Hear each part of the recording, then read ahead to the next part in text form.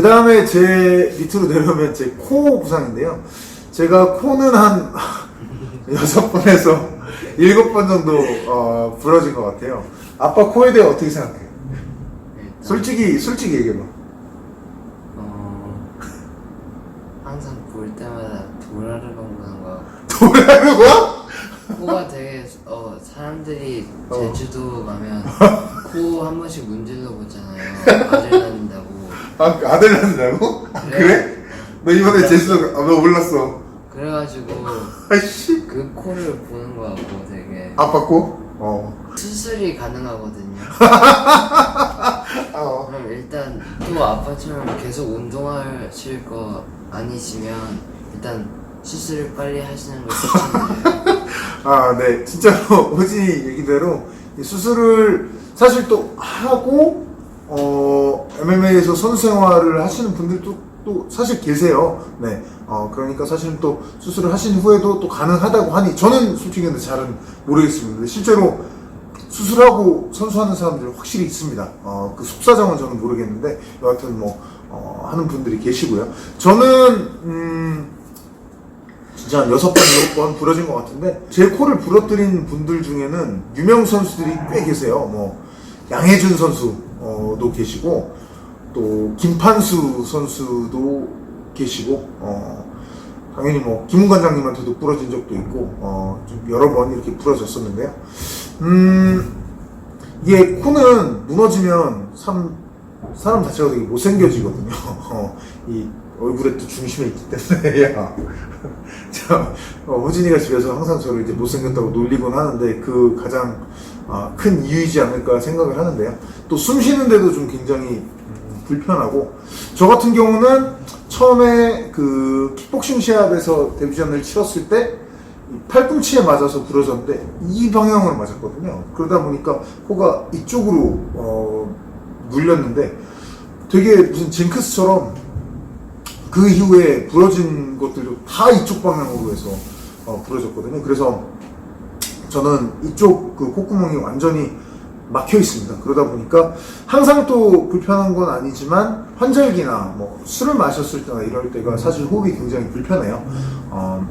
이런 부분들은 좀 조심하시는 게 좋겠고, 코 보호 헤드기어도 있잖아요. 네, 그런 것들을 꼭 착용을 하시고, 할인 자체를 안 하실 수는 없겠지만 아까 이 부분의 부상과 마찬가지로 그냥 센스파링은 정말로 최대한 자제하시는 게 가장 좋지 않을까 생각을 합니다.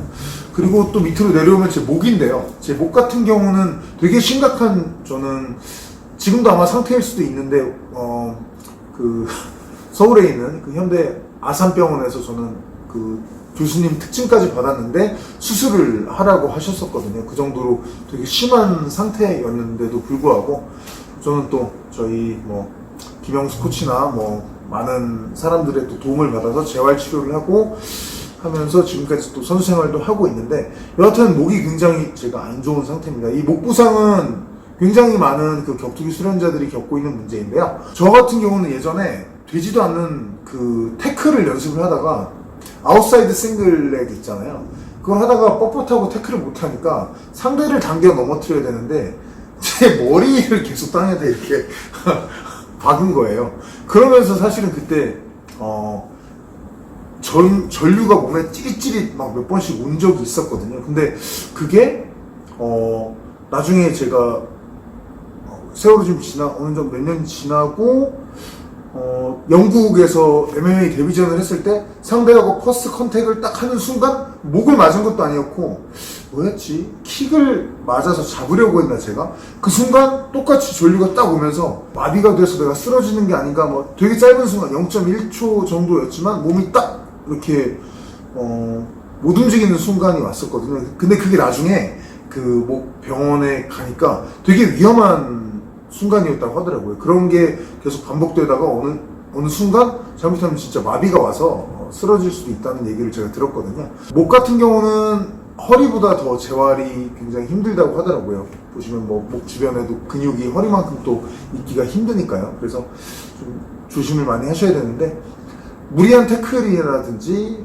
특히 주짓수 하시는 분들 중에는 길로틴 초크, 다스 초크, 이런 목에 목적으로 들어가는 그런 계열의 초크들을 보면 사실은 기술이 발전할수록 목만 조르는 게 아니라 약간 크랭크식으로 경추를 좀 꺾으면서 들어가는 기술들이 더욱더 많이 생기거든요. 그런 기술들이 들어왔을 때는 좀 주저없이 탭을 좀 빨리 치시고 조심하시는 게 예, 제일 좋지 않을까 싶습니다. 사실은 목 디스크로 고생하는 분들은 선수들 중에는 되게 많으세요. 정말 되게 많으세요. 왜냐면 제가 설명은 이렇게 해도 선수들끼리 뭐 스파링 하는데 뭐 길로틴 들어오고 다스 들어오는데 항상 탭하면은 어떻게 되겠습니까? 최대한 선수는 또 버텨야죠. 거기에 대한 기술에 대한 방어 디테일을 좀 많이 배우시면서 사실 또 세게 들어와서 위험하다 싶으시면 탭을 치는 이런 지혜가 좀 필요하지 않을까 생각을 합니다. 이 부분에 대해서 어떤 것 같아요? 뭐가? 아빠 설명 잘한 것 같아요. 그리고 좀 위쪽에 하나 이 빠뜨린 부분이 있는데요.